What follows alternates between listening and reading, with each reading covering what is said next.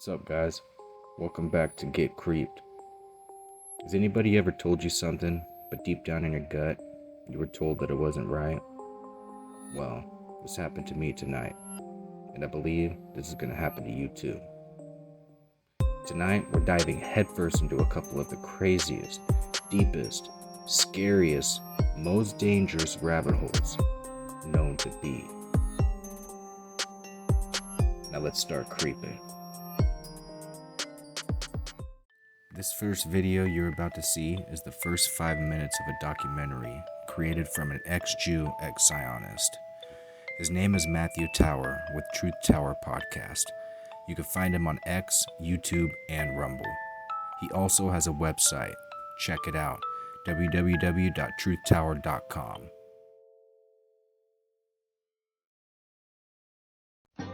Palestine was hardly Britain's to give away. A young John F. Kennedy wrote in a 1939 letter to his father. He further remarked, "After all, the country has been Arabic for the last few hundred years." You want answers? I think I'm entitled. You want answers? I want the truth! You can't handle the truth! To be in deception, to be in fear, to be deceived is a much worse place to be than to have some truth. Like it says in the Bible, the truth will set you free. And ye shall know the truth, and the truth shall make you free. Here's an Israeli confessing the truth. Washington is Israel's most subservient colony. The government's been taken over. The date I say it was concrete that there was a coup and we lost our government was November 22nd. Yes. The assassination of Kennedy.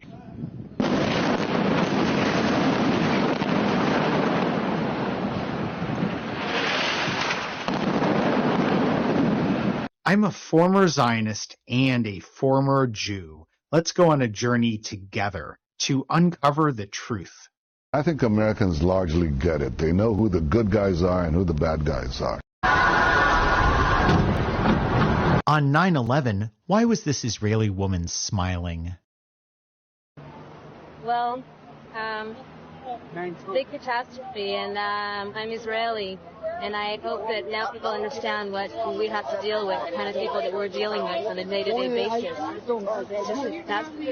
This is World Trade Center 7, which wasn't even hit by an airplane on 9/11, free fell into its own footprint at the speed of gravity and was an obvious controlled demolition. One of Benjamin Netanyahu's closest friends, Larry Silverstein, a major Zionist financier of Israel who was deeply connected with numerous Israeli terrorist leaders such as Yitzhak Shamir and Ariel Sharon, leased the World Trade Center shortly before 9/11 for a mere $14 million.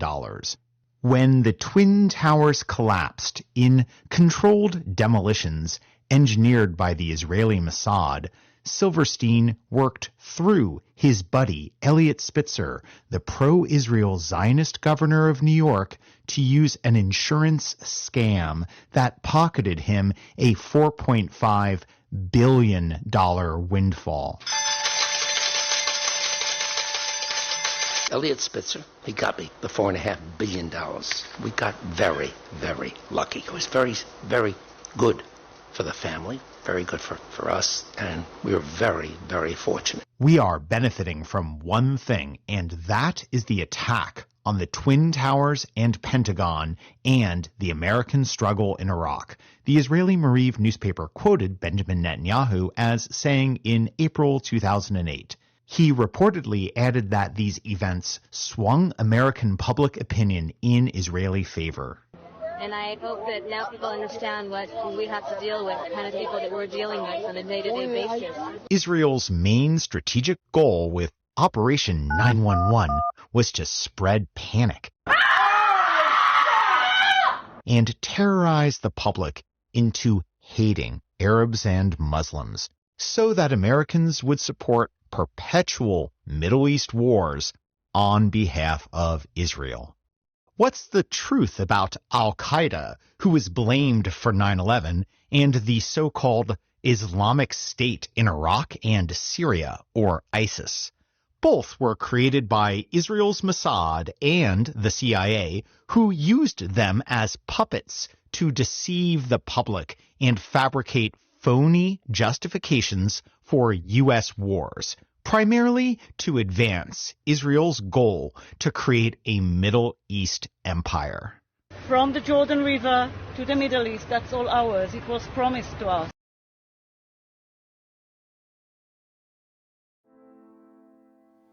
Yeah, that's crazy. That's like some other level type of stuff, you know what I'm saying? What do you guys think? Do you think these governments are capable of doing this to us right now? Let me know in the comments.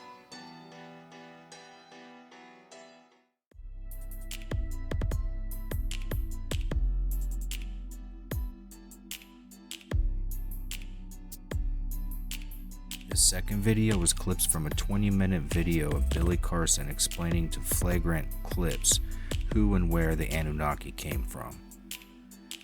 He also goes into depth with our separation by races, Atlantis, and a range of other topics. You can find the full videos and more Flagrant Clips with other guests on YouTube. Go check it out and give him a like and follow.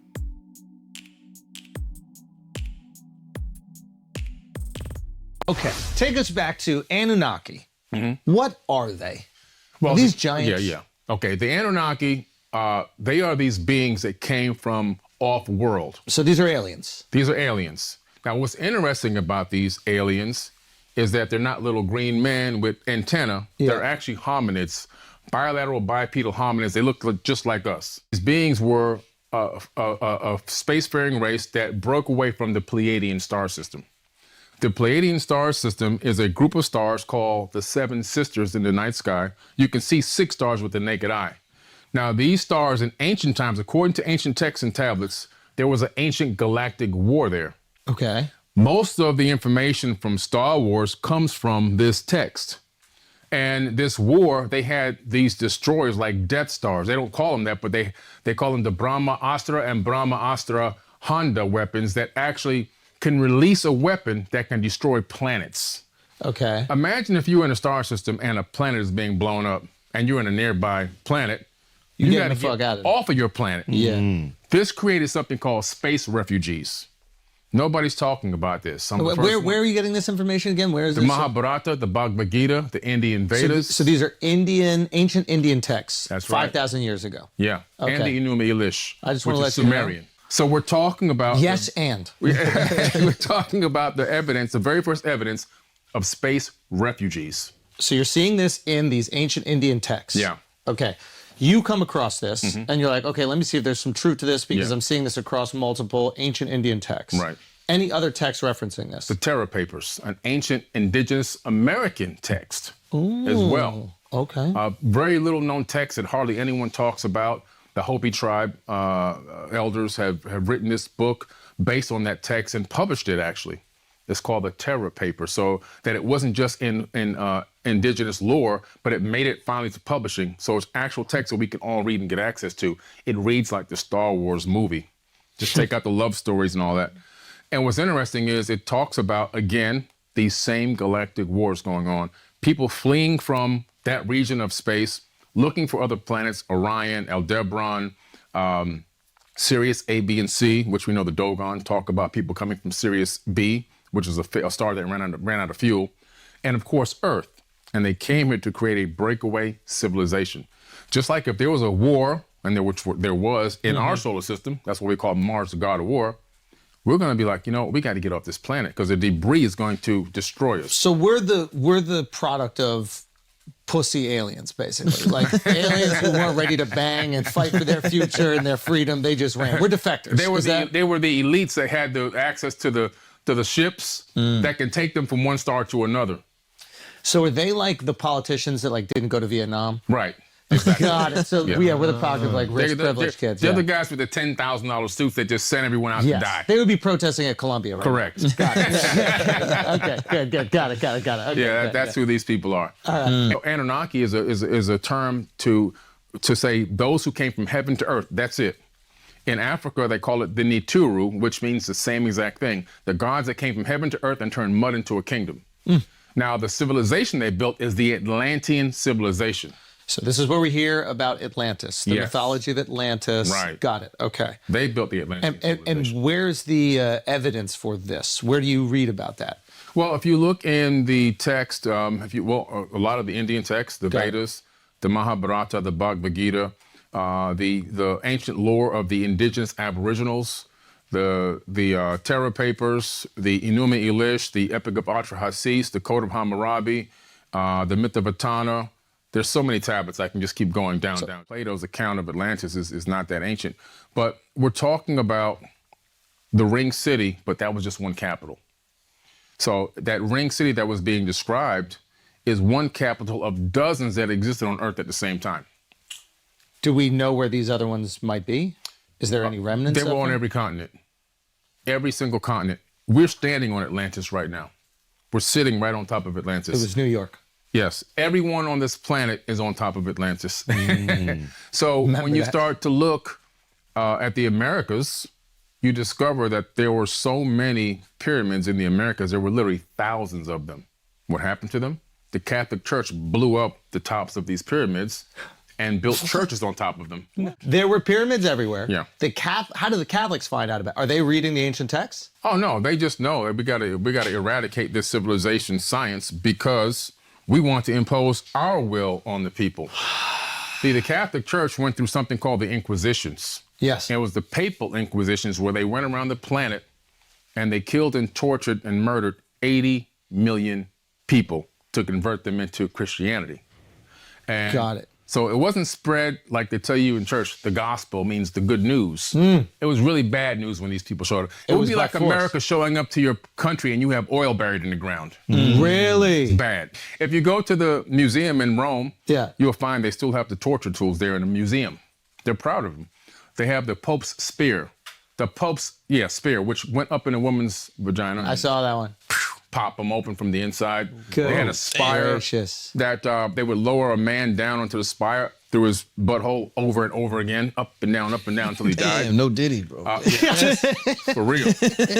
Yeah. And, but the thing Rome said was, look, we got to get this money. Yeah. So what we're going to do is we're going to convert our pagan system into a Christian system. We're going to combine the two together. That's why we have all these fake holidays that are all pagan holidays in Christianity. That's my man Constantine, right? Yeah, Constantine. They just combined it all together. Now we got the taxes and we got the offerings. Yeah. We got both. And now we got the people unified. And now we can put our boot on everybody's neck. That straight blew my mind. This literally could challenge everything I've grown up to know and learn to this day. You know, I hear a lot out there, and I'm wondering, do you think maybe Billy Carson needs a fact check? Honestly, he seems to know what he's talking about. Let me know in the comments below. I appreciate you guys showing up and watching my content. I've recently hit 500 subscribers, so I want to give all of you a shout out and say thank you for following for more of this creepy content. For my new viewers, I hope tonight was enough to earn your subscription. Until the next time, stay creeped.